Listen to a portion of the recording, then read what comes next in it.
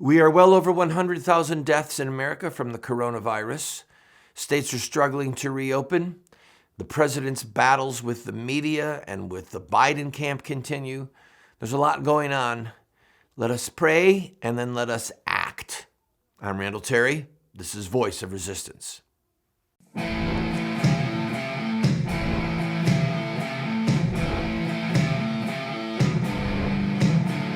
Those who forsake the law praise the wicked. Those who uphold the law resist them.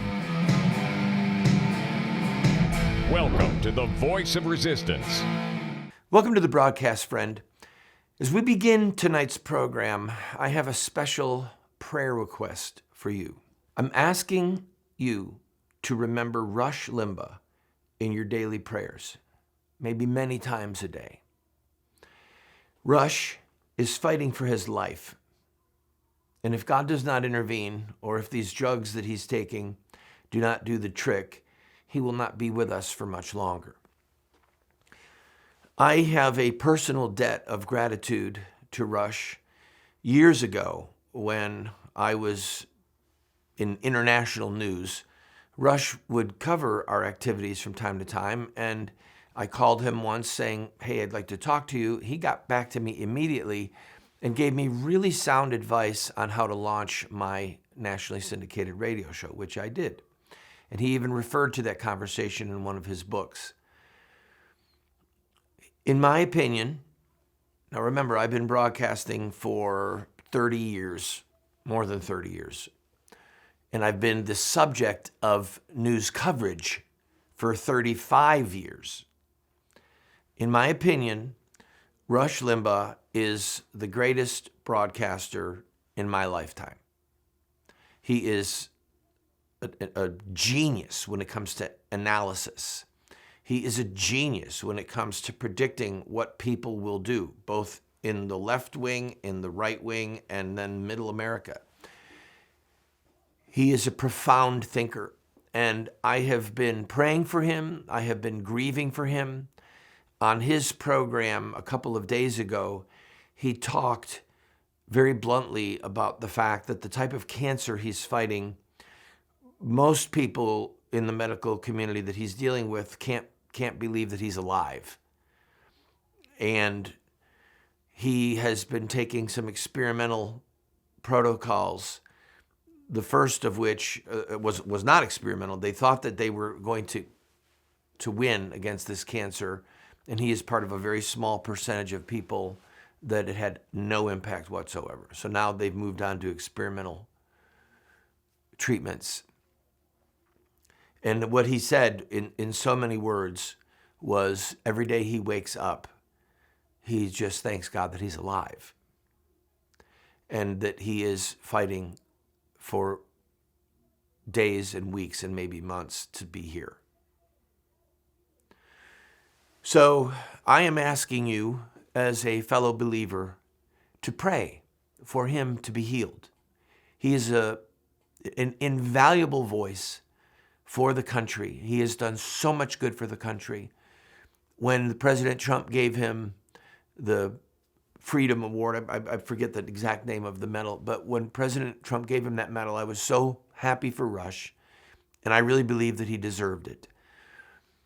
And I cannot personally bear the thought of his voice not being present for the country at this critical time. I care about him as a person, but I also care about what he is able to do, what he has done, and what he is able to do for the country because of how many people listen to his program.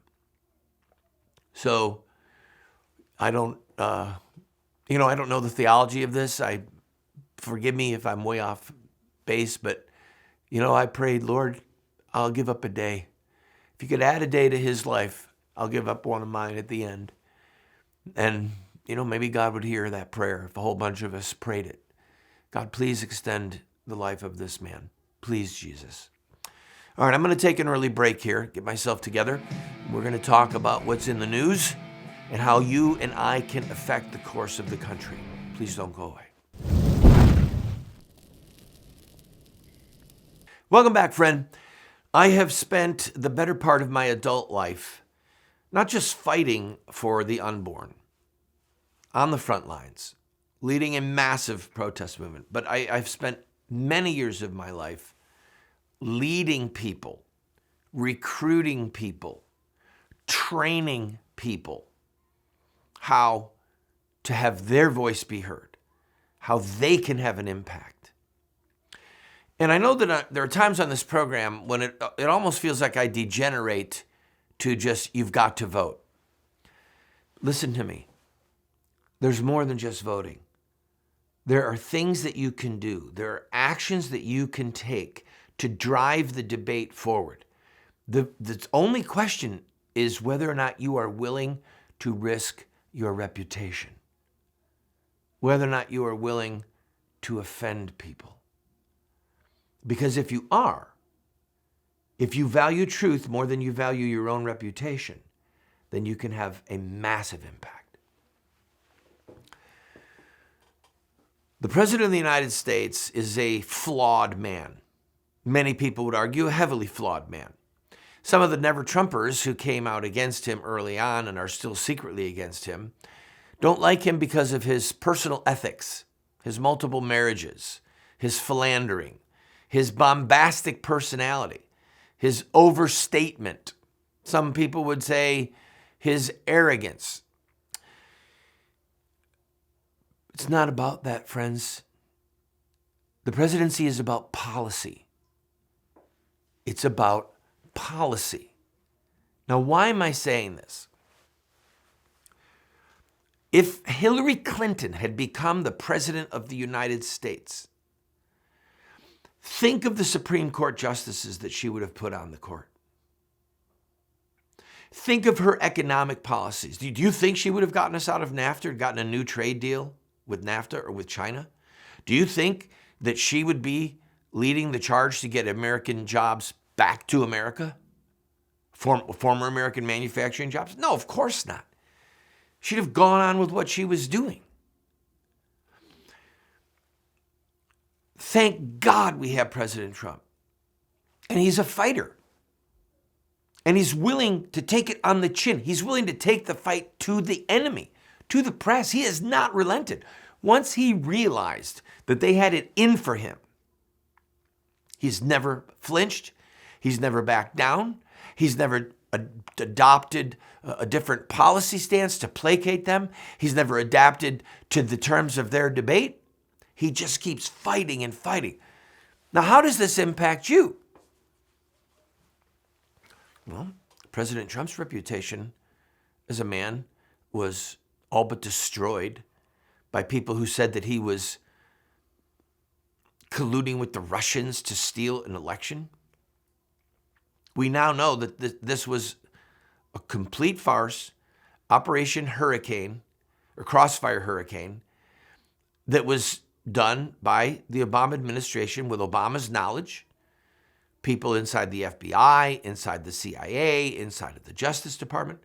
They set out to first defeat President Trump and then to cripple him and, if possible, get him impeached. They set out to do literally a political bloodless coup. President Trump's reputation was harmed. There are people who still believe he colluded with the Russians because the lie was so deep and so far spread. So how does this impact you and I? There's a verse in the Bible that says, remember those who are in prison as if you were in prison with them. I've been in prison. I know how hard it is.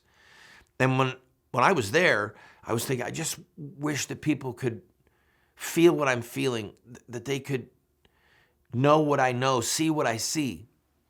I wish they could put themselves in my position. That's what I'm asking you to do for President Trump. And then I'm asking you to do for him what you wish people would do for you. One of the reasons that we have people in this country that refuse to stand up for the president is because they're afraid of how their friends will react. People in church will react. They don't want to be seen in the company of President Trump's behavior, his bombasticness. But if you were the one taking it on the chin, and you knew that you were being lied about, and you needed people to stand up and to defend you, you would want people to be willing to take that risk for you. There's an old expression. A friend is someone who walks into the room when the rest of the world is walking out. I'm asking you to be a friend to President Trump. What that means is at the dinner table, at church, on your Facebook account, anything that you do that is social media, gatherings, extended family gatherings. I'm asking you to sacrifice your reputation by going to the mat for President Trump and for the babies. It's mind-boggling to me how many American Christians hold their tongue. They don't say what they should say at a moment when they should say it. They hold their tongue. They're silent. And I think it's because of fear. I think it's because we don't want to offend people. It's because we don't want our own reputation to be harmed. But Jesus said, "Blessed are you when men hate you, revile you, say all manner of evil against you falsely, separate you from their company. You don't get invited to the parties." He said, "Blessed are you. That's the way the prophets were treated before you. Great is your reward in heaven." He said, "Leap for joy." So we need to start having an attitude about our reputation that reflects what God says in his word, rather than what we would want if we were in a high school hoping for, the king of the prom or the queen of the prom. It's way more important that we stand before God one day and hear him say, "Well done, good and faithful servant." I'll be right back.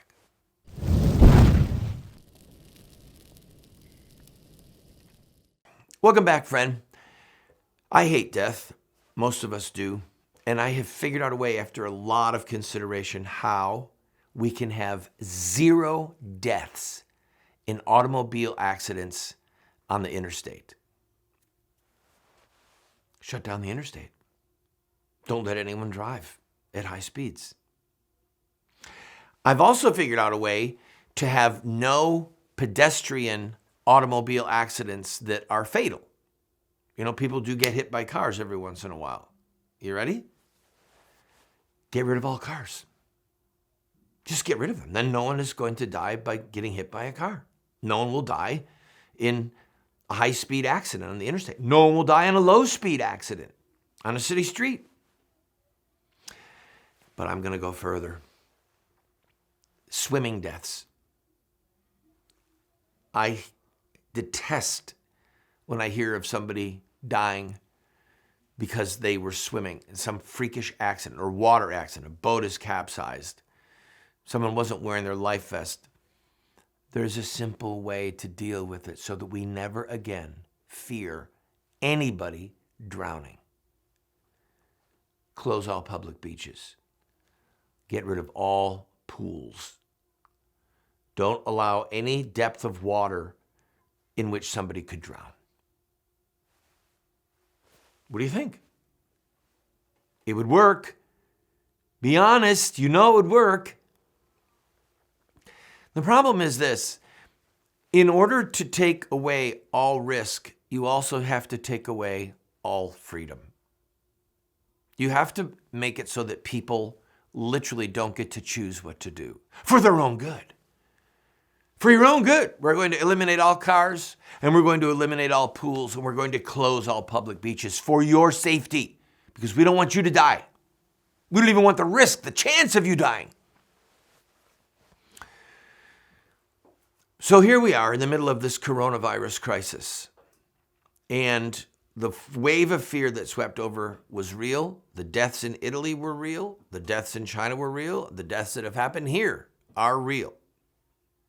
But at what cost have we closed down literally the whole country? at one point or another, at what cost will these 36 million people who are now unemployed, at what cost was flattening the curve, like they said early on, at what cost has this come?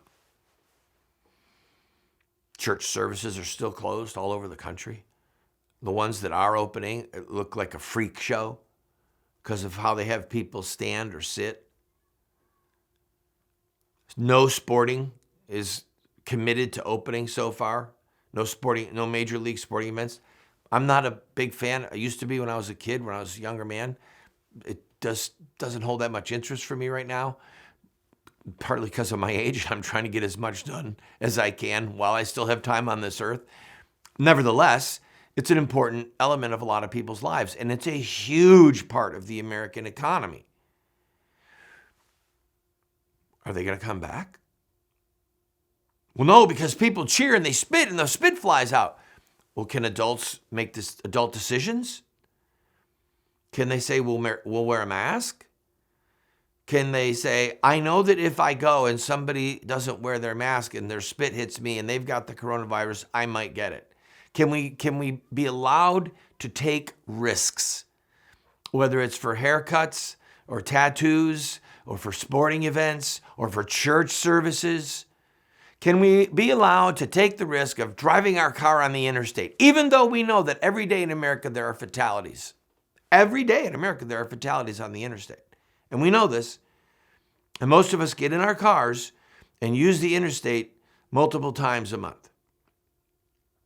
Can we be allowed to take those chances, those risks, when it comes to going into not just a Walmart or a grocery store, but to a bowling alley, or to a church service, or to a music store, or to a choir event, or to anything we want? Or are we going to surrender our freedoms to our government masters who are using this laudable motivation that we don't want anyone to get sick and die? Okay, great. You don't want anyone to die on the highway? Get rid of the highway. In other words, use logic and follow it through, and then let's make decisions like grown-ups and not lose our freedoms in the midst of all of this, which is exactly what is happening. I've got to take a break. I'll be right back.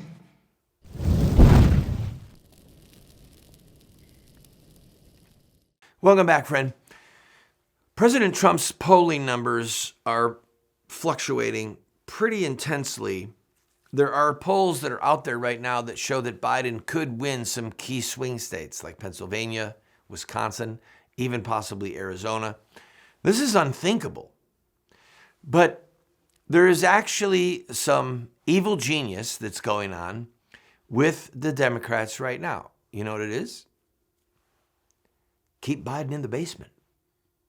If you've got a crazy uncle, don't give him the keys to the car. Keep him locked up in the basement. And crazy Uncle Joe is being hidden away for the most part because his gaffes and his inability to remember where he is, either in a sentence or in a geographic location or who he's talking to, they're starting to take their toll. So they said, just shut him up. The other day, did you hear about this? Where he said, if you don't vote for him and the Democrats, then you ain't black. He was talking to the African-American community and said, if you don't vote for black people, if you're not going to vote for me, you ain't black. Holy smokes, did he get blowback immediately. The head of BET, Black Entertainment Television, came unhinged on Biden. So what they're figuring out is they've just got to keep Biden shut the heck up and in the basement. That's what they've got to do. And it's working because President Trump is out there throwing punches with the media day in and day out, throwing punches with Nancy Pelosi and Chuck Schumer, and it's causing his polling numbers to be hurt. Biden can't hide in the basement forever. And when President Trump debates him, which those debates will happen, whether or not it's in front of a live audience, they're going to happen. Then we'll see what the fruit of that debate is with Joe Biden. Also, I read an editorial. The Charlotte Observer is saying to the governor of North Carolina, go ahead, call President Trump's bluff. Tell him, no, we can't guarantee that you can have people inside the convention center for your convention. I promise you right now, President Trump's people are saying, let's look at Florida, let's look at Ohio, let's look at Wisconsin, because they want to go someplace and they want to have a full-blown convention, whether it's with safety masks or not, but they are not going to miss the opportunity to have a cheering crowd for the President of the United States. It's not going to happen. And DeSantis, the governor of Florida, has done a great job keeping people healthy down there. And Florida's a key swing state. President Trump's got to win Florida, just like he's got to win North Carolina. It might be too big a risk to keep it in North Carolina, and they just need to go to Florida. All right, I'm out of time. Please go to my website, randallterry.com. You can watch the Norman McCorvey film. You can watch Pandemic. You can contribute financially, and you can be taught how to be a fighter. God bless you.